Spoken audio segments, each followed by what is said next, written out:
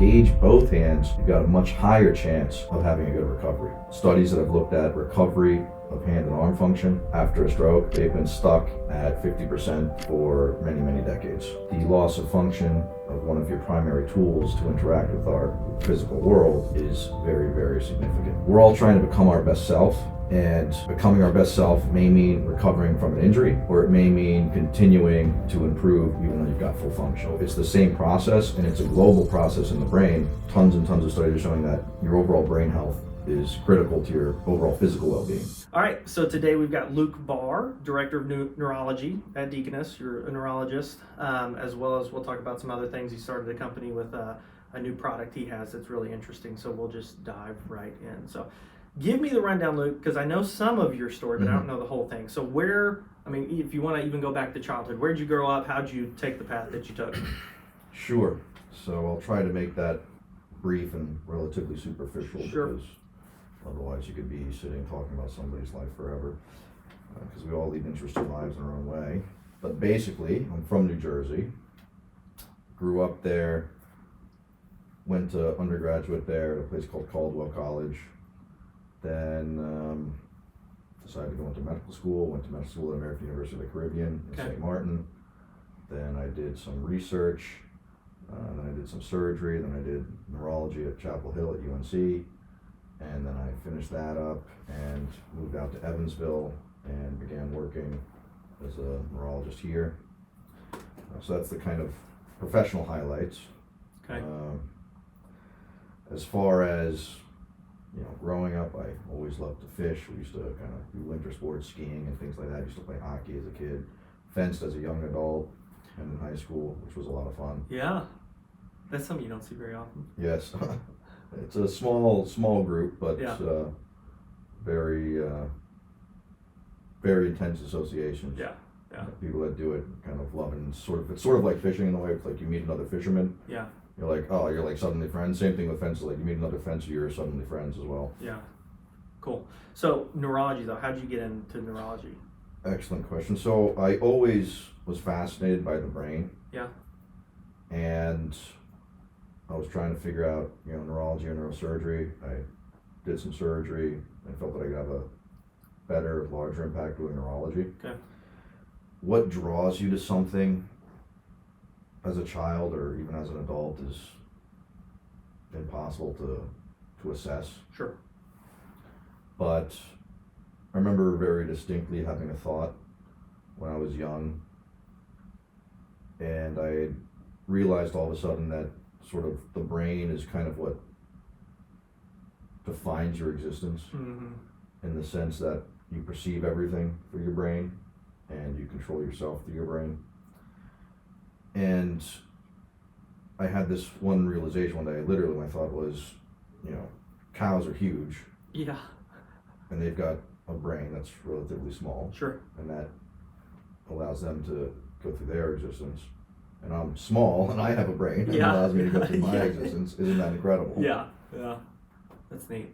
So, because I think I told you before, I thought about it when I was younger, going into neurology, and actually shadowed one of your doctors over at Deaconess, and quickly realized that was not for me. He did a great job. And everyone loves him. Anytime someone's asking for a recommendation on a neurologist, his name always pops up, and his care for I know the guy you're talking about. You do. And his patients, his patients are he cares so much.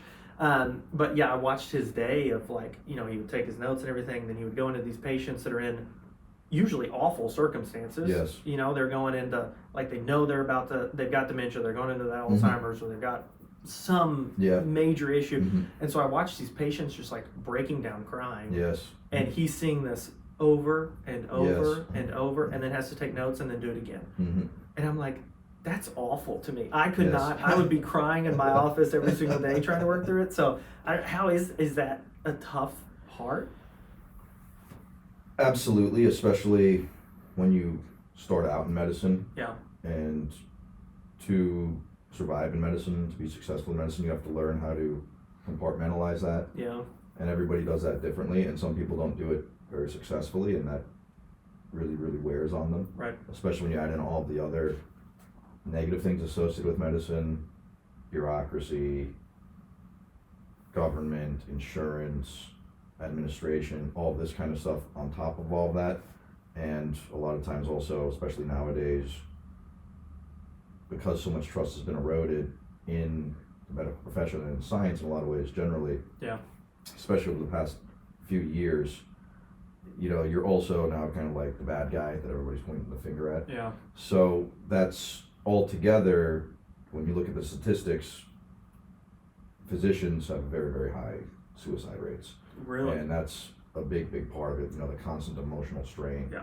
In addition to all the other stuff is a Yeah. huge part of it. Yeah. Yeah. Because I mean, shoot, right? I'm in real estate, which is nowhere as serious as that. But I mean, the fact it keeps me up at night sometimes because we're dealing with a massive financial transaction for our clients. Yes. And I couldn't imagine going to bed at night knowing that you've got this patient that's going through this or having this issue. Yes. Like that's just a whole nother level. Yes. And I've got a client who's a nurse and she works palliative care. Yes. And I said the same thing to her. I'm like, how do you deal with that? But for her, it was like, they're dying, and this is my chance to make an impact. But I guess and it's like, I guess people think that the OB wing is like so great, and it is like you're bringing life into the world. But then when Yes. that goes wrong too, Yes. that's traumatic. Life always throws you curveballs. Yeah. And when you see how many ways things can become absolutely catastrophically disastrous, Yeah. every time something goes right is miraculous. Yeah. And you know, going back to your friend who's a palliative care nurse, you know, there's a certain honor, pride, dignity, satisfaction, whatever you want to call it. There's different words to describe different depths of the same kind of feeling, the same kind of psychological experience that comes from being able and also being present to protect somebody when they're in their time of greatest, vulnerability. Yeah. So, you know, in that sense, medicine's extremely beautiful. Unfortunately, just because of human nature and because of the way our society has evolved and changed over time, lots of other things that are, you know, either neutral or negative can also kind of creep into it, like Yeah. anything else. And those things are becoming bigger, faster, Yeah. and a lot of physicians are transitioning out of medicine, even young physicians such as myself. You know, I think about it all the time, like, Yeah.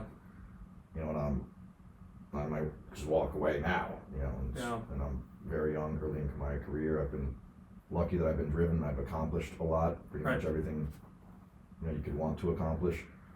But at the same time, you have this feeling of negligence, of abandonment of duty, and a lot of that kind of can keep you in it, Yeah.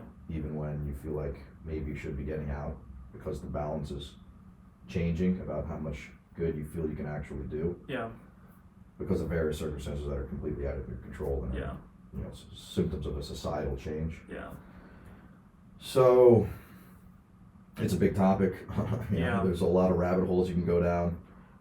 You can look at stuff that becomes extremely negative. You can also look at things that are extremely hopeful. Right. You know, as our technology continues to progress, as our understanding continues to progress, we're able to push deeper and deeper and deeper into life-sustaining capabilities and healing capabilities. Yeah. And a lot of people say, oh, you know, that's so great, we're going to be, you know, curing this, curing that, and like all these people are going to be happy, won't have to deal with that.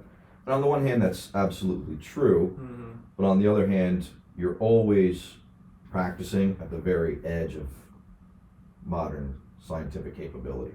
Yeah. And there's always going to be something beyond that. So there's always going to be that element of human suffering that you can't eliminate. And you can only kind of shift it around. Yeah. You know, the thing that used to be hopeless, or someone didn't even live, you know, was not born alive. At some point, we're going to have the capability that, you know, that person's going to be born. You know, that person's going to grow. That person's going to become an adult. and you're constantly pushing that edge further and further and further. But the human suffering, especially around the transitions, beginning of life, end of life, people are always going to feel, because we're emotional, we're humans, Right. we love, we care for people, care for things, and it hurts.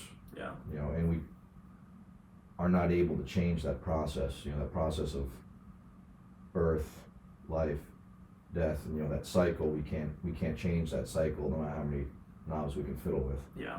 So, it's incredible how far we've come. It'd be amazing to see what we're looking at 100 years from now. Yeah. Especially as we develop tools that will help us think in more radical ways. Yeah. And help us execute in more radical ways, such as AI. And those intervals are going to become shorter and shorter and shorter. Yeah. People talk about this concept of a technological singularity, and obviously there's tremendous debate around that. I'm not one of those guys that's like, oh, we're dealing with Terminator. I believe the kind of dooming that occurs with people in AI circles, I believe that's based on the rational fear of death. Yeah. I think it's far more probable that AI is going to be extremely helpful to us, even if it becomes this quote unquote, technological overlord. Sure. Especially because, by definition, you're creating an intelligence, right? Mm-hmm. Intelligences increase over Yeah. time, right?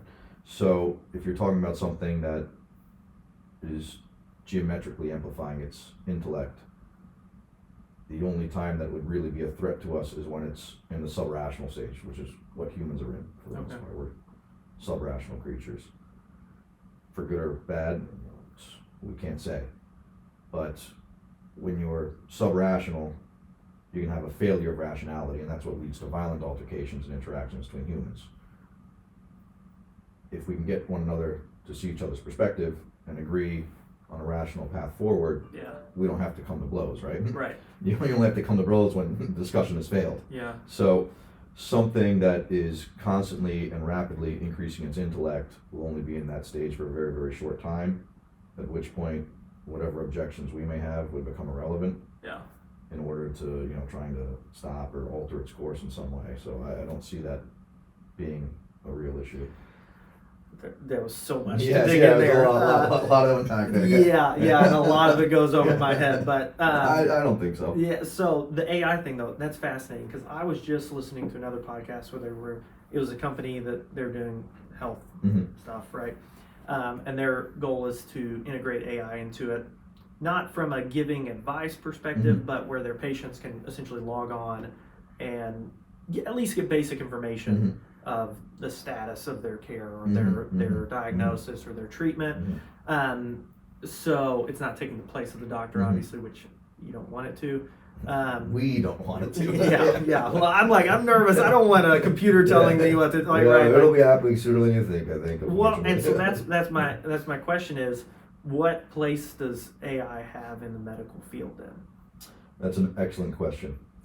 I think the most probable near-term outcome is the dread scenario that you described, where AI is kind of dictating the care that someone's going to be receiving.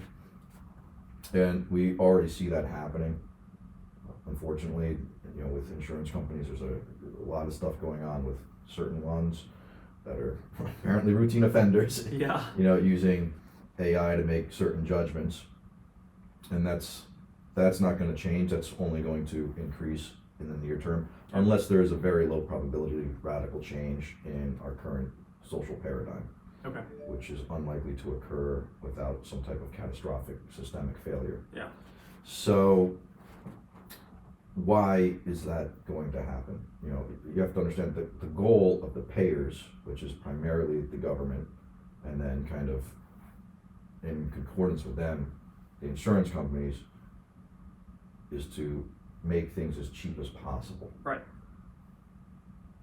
The way that you make things cheaply is with volume, right? Mm-hmm. So if you've only got one option and you make a gajillion of them, say this vase, You know, if this is the only vase that exists Right. on Earth, and you're making a billion, jillion of them a year, they're going to be essentially free. Right. But if that is 1 out of 1 billion, that is completely unique, well, then you're gonna have to change completely the entire process about how you even think about vases, let alone how you create them. Sure. So by funneling things down into a very small number or even no choices, one option, then you're able to control cost. So that's the most likely thing, Okay. because that's what these entities with influence care about. Yeah. And not that it would make a difference, but if the consumer, the person utilizing that, doesn't want AI in there, I mean, they're not really going to have much of a choice, I don't think. There isn't especially with a choice. insurance companies. Yeah, there's not going to be a choice. So, but I feel like I've seen more and more, right, like you mentioned earlier, that you get the finger pointed at you a lot of times for being the doctor, and I've seen that, and I've seen it also being pointed at the insurance companies largely now, and obviously nothing's changing. But I start to see these people now go to more alternative, whether it's just a holistic doctor or something, or these companies that are largely online, and they can't do treatment like you would do, especially for a neurological condition. But it is more like, hey, I have access to this doctor, almost like a membership. Yes. Or, you know, we're doing a panel, it's getting sent in, and then they're working it up and giving you advice on supplements and things to do like that. Do you see more patients, and again, obviously not in neurology probably, but moving that direction? Yes. I believe that, you know, the gross number is going to continue to increase, but the percentage will continue to shrink. So, you know, thankfully we're still in an economic situation where overall wealth is increasing. Right. There's more and more people with some expendable level of money. Sure. Overall, that trend's going to continue, I feel, and I believe, for various circumstances.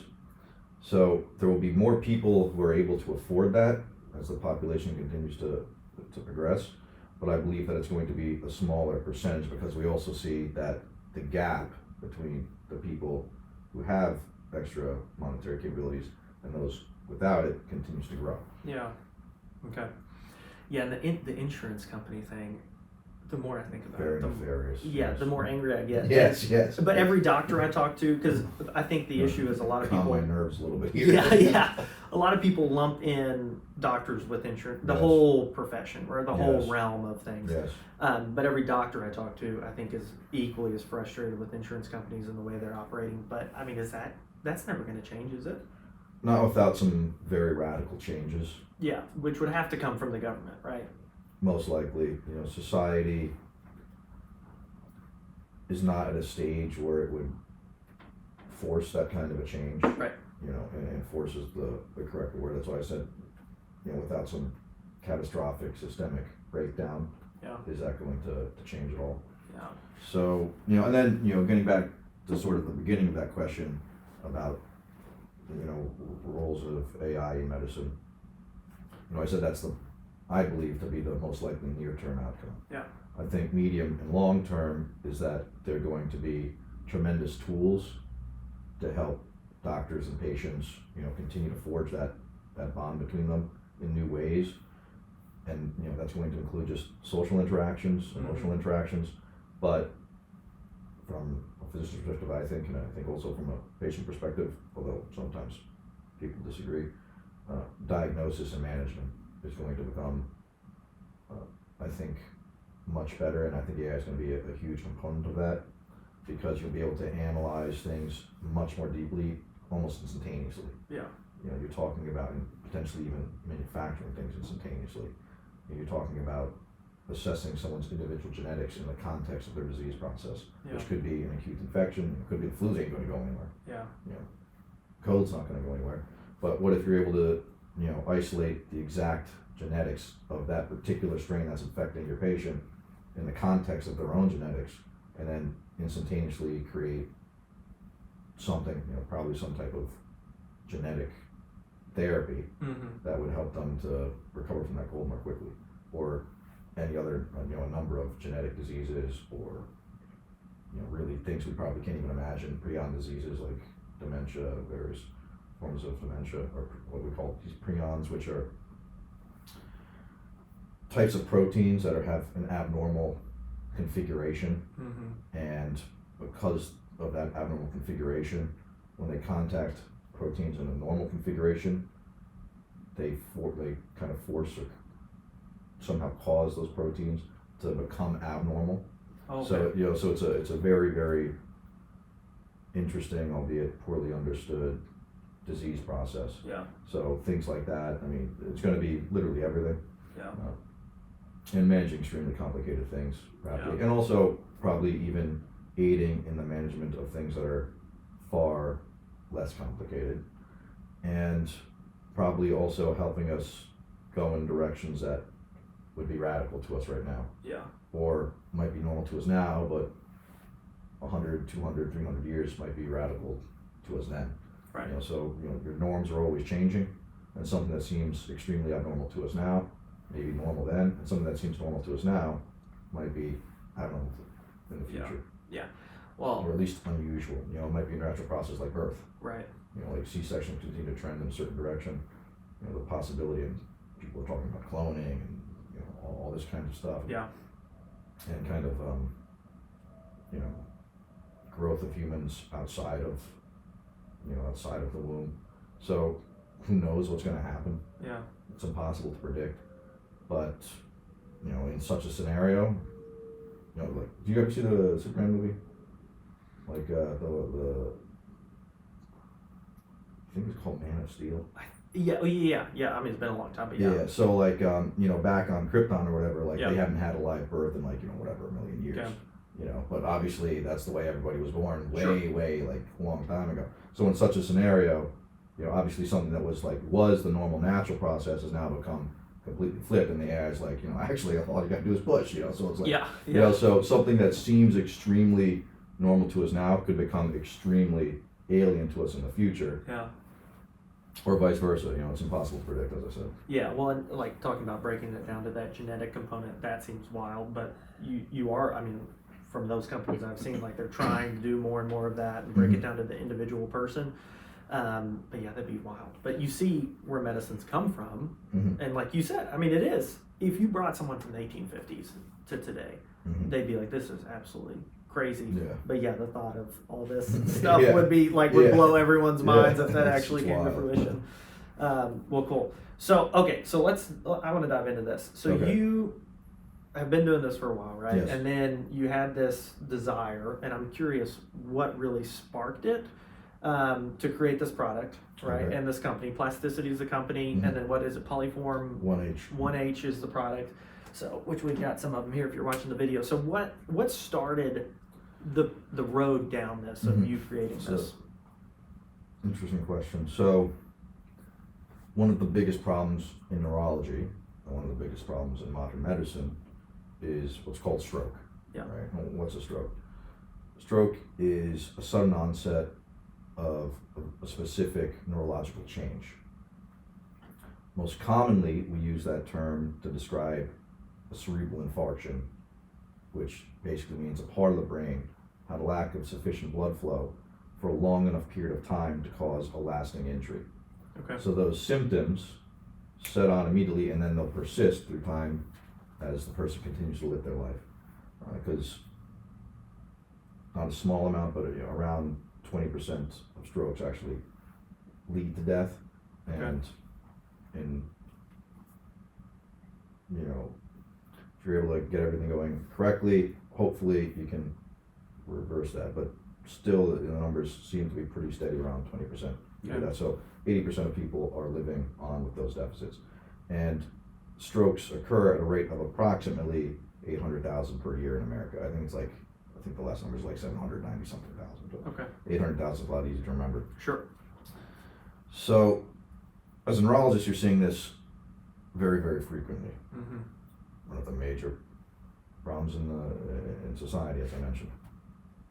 And while I was going through training, you see these people, they have a stroke, lose function on one side of their body very frequently, including the arm and hand, plus other deficits. And as you're working with these people, you see that they get better in a lot of ways. But one of the ways that they don't seem to get as better, as frequently, is with their hand and their arm. Okay. And this started to bother me. And I thought, why is it that they start walking again, they start talking again, they're able to swallow again, but they still can't really take that hand and, open a can of Coke, which I happen to love, or use their phone, Sure. or feed themselves quite as efficiently and effectively as previously. Okay. So this is a problem that I struggled with for quite some time, and the more I looked into it, the more frustrating it became to me. When you look at the overall numbers, a very, very significantly high percentage of people who have a stroke have impairment, or it affects their arm and their hand. And if you've noticed, you probably use your hands for pretty much everything you do. Yeah. So it's a very, very significant source of disability Right. for somebody who's had that kind of an injury. And when you look at the recovery rates, they've been stagnant for pretty much as long as we've been keeping records. What do I mean by that? I mean, if you look at the studies that have looked at recovery of hand and arm function after a stroke, they've been stuck at 50% or less for many, many decades. Wow. Yes, indeed.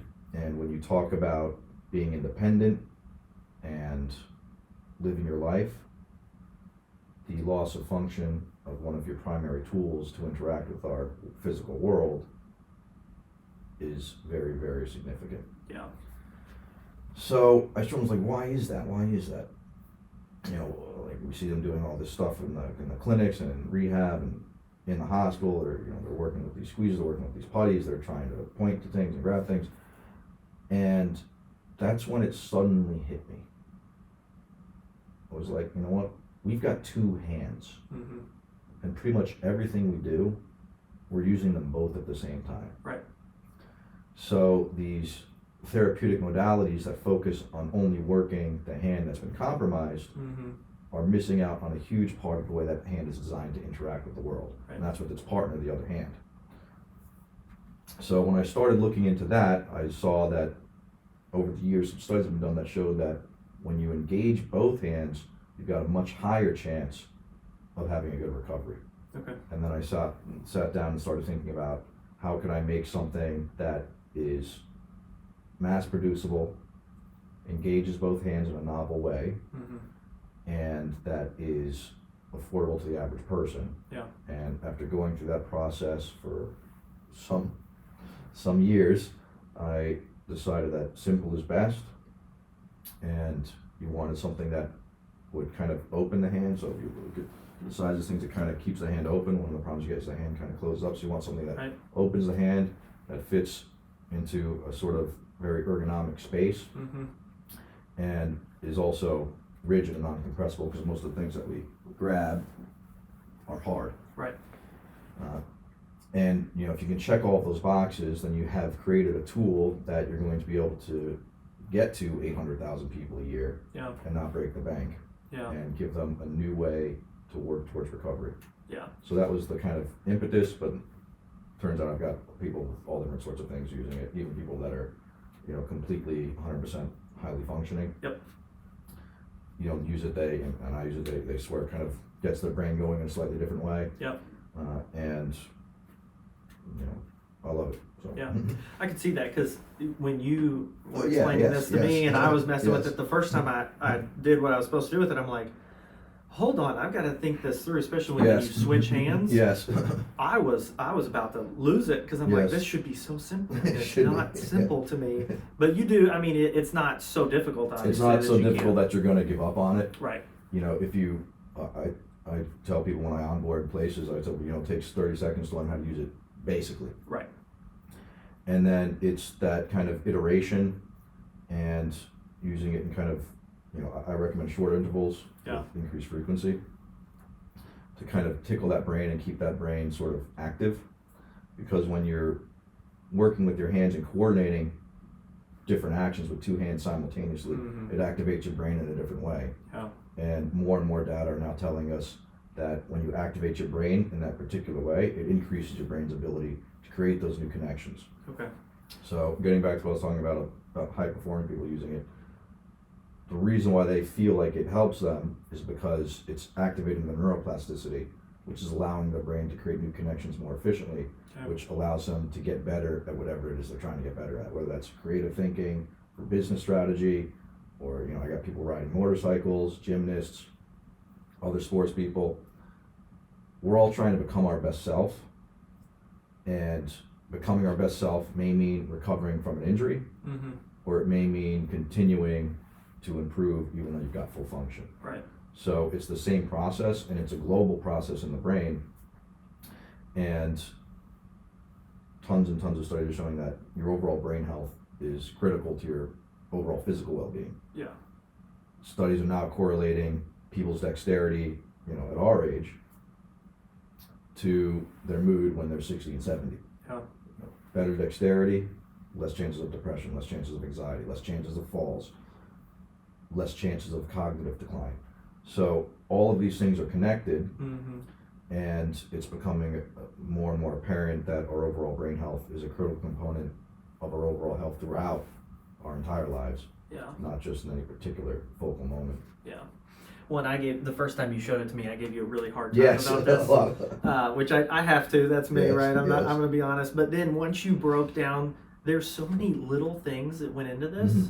Like even the fact that the asymmetry here, and then like you said, that just the size, bimanual, all that. Like there's a lot of thought that went into this. That you look at it and you're like, okay, that's basic. But then once it's explained with all the little details, even the little edge there, what you did with that. I mean, it's fascinating. So looking at the edge, and a lot of people on social media have commented on this.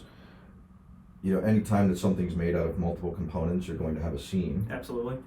And you can make that seam smaller or bigger. Right. And one of the things that we found is that even if we made the seam almost imperceptible, if somebody's got fleshy hands and squeezes on it and kind of torsions it, you could be pinched in there. Sure. And a lot of people are going to be using it, are going to be elderly people. Their skin can be very delicate. Sure. We wanted to eliminate any chance of pinching, so we actually increase the gap. And if you look at inside here, like all the edges along the seam are actually radiused. So pinching has become essentially impossible with the current design. Another thing that people comment on is the weight. It's deceptively light. Yep. And that's actually something we had to use algorithms and machine learning to kind of figure out during the initial process to kind of get that target weight. And it's designed to kind of be light enough to manipulate, so if you're compromised after a stroke or a spinal injury or mechanical damage, you've had a surgery, whatever, you can still comfortably manipulate it. Yeah. But also, and again, getting back to neurological injuries, to help dampen any tremor that somebody may have had because of it. So, as you mentioned, a lot of details to kind of explore with it. They're all on our website, which people can give you a link. I guess you can put it in the. Yeah, and we'll have you say it at the end as well. Yeah. And simple in design usually means very complicated in the thought process. And they say the most beautiful machines are the ones with the fewest parts, right? Yeah. Well, and even like I said, it's not symmetrical. Which when you first look at it, you notice some of it. Yeah, but then, and I was like, okay, but then the moment you move it, you're like, that's a whole new grip, and I've got to think that through. So one of the things that we wanted to do was have a significant variety of different conformations that a working hand's going to have to perform in order to successfully grab it. But at the same time, they're close enough that I postulate it's activating more or less the same kind of pathway. So your brain's getting a slightly different stimulus each time, and your hand's got to get a slightly different grip each time. But it's not so radically different that there's no crossover. It's not a singular task that you're performing. It's actually multiple tasks. So hopefully that recovery will be translatable. Yeah. Well, then you alluded to it earlier, but there's not many products similar to this on the market, and then the ones that are the one, none. And then the products that are out there are just one hand and very cheap, and not necessarily in price, but in quality of what they are. So why has no one done something like this? So that's an excellent question, and I believe that it comes down to a new way of thinking about the problem. Mm-hmm. All of the current things that we have are designed around rebuilding muscular strength. Okay. But if someone's had a neurological injury, the problem isn't with the muscle. Right. The problem's with the pathway. Yeah. So this is designed around principles that are designed to help create those new pathways. That's why it's completely different. Now, there are some other bimanual tools out there, Mm-hmm. and they're usually, mechanical and roboticized. There's different gloves. One's like a robot glove and one's like a sensory glove, and you kind of use your hands together. So whatever you do with like the sensory glove, the robot glove makes your other hand do. So there's a lot of cool stuff out there, but they're all very, very expensive. Right. And they're all extremely limited production capacity. Yeah. So it's not realistic that it's going to become an everyday thing for people who have had an injury to their brain, spine, nerves, or their other anatomical structures like their hand or their arm from a mechanical injury, where they broke it, they had surgery on it, what have you. Yeah. Okay. Well, then the other thing, because there's this, right, the I want to call it a conspiracy. Who knows? Maybe it's just truth or not. I don't know. But a lot of people talk about that, these companies that have, especially pharmaceutical companies, right? Did you see the Oxy documentary on Netflix? I haven't seen that one, but I know the story well enough. It's unreal. And then that's like, I didn't really know much about it. And then I watched that and I'm like, oh my gosh. And then I'd gone through a procedure at one point and they prescribed Percocet. Mm-hmm. And I took them for whatever I was supposed to take them for. I think it was like 10 days, which to me I was like, that seems like a long time. It's a long time. And it was wisdom teeth. Yeah, it's a right. long time. And I know other people have gotten like Tylenol for their wisdom teeth. And at the end of that process, I couldn't sleep. Like I couldn't get to sleep. I didn't sleep well. Yes. And I'm like, if I'm taking these for 10 days and feel this way, and thankfully it wasn't an issue for me. But next time I go into next time I go into a surgery though, there's a big piece of me that's like, I'll deal with the pain. Don't give me that. But that circling back around to these, especially pharmaceutical companies, a lot of people think that they don't want cures to XYZ issues because it costs them money, which I know obviously you aren't that way, but is there a risk of that, of like these companies don't want to fix strokes and cancer and that because there's so much money to be made off putting a Band-Aid on the problem? A couple of things there. First, I want to say that despite a lot of the problems that have come up with opioid medications, those are miracle medicines. Modern medicine does not exist without pain control. Sure. The source of that problem is, one, human nature and greed, kind of making a toxic combination when you have someone that's, and then there were some other negative aspects that allow that to become a major societal problem. It used to be, the doctors were getting creamed for malpractice for quote unquote ignoring people's pain. Right. And then you're just like, you gotta treat pain, And well, there's treating pain and there's over treating pain. Sure. And the normal paradigm became over treating pain because of various external factors and educational changes and things like that. And then obviously they're extremely potent medicines and they have an addictive potential and all this kind of thing. But anyway, I just want to say that although, I don't like what happened there, I detest it, sure, absolutely. I feel that, especially in medicine, we very easily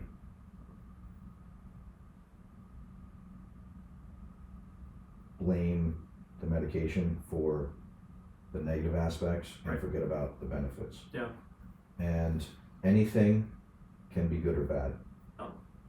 The right medicine and the wrong dose for the wrong person is a poison. Right.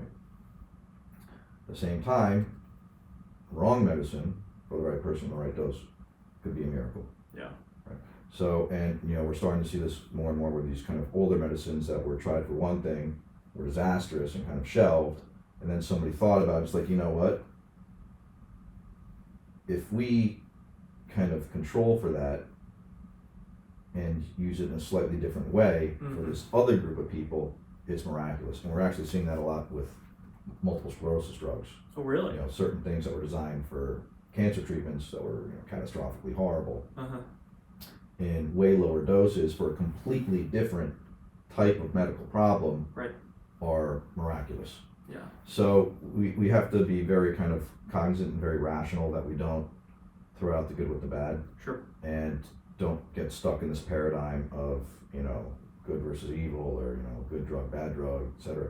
We have to be very cognizant of that. Now, I kind of rambled and got off track. And as far as your other question about these various theories of, Yeah.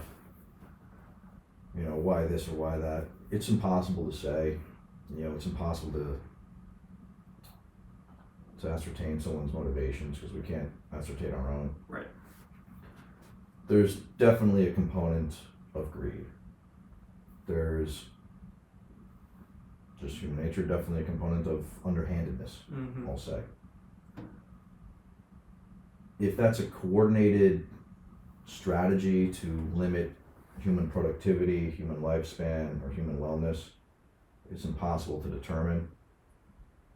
But I believe that the overall trend is going to be for the good rather than towards the bad. Although there are obviously major societal issues associated with the current medical paradigm in at least the Western Hemisphere and specifically in the United States. Yeah. Yeah, your point of the medicine having a good side and a bad side to it. There's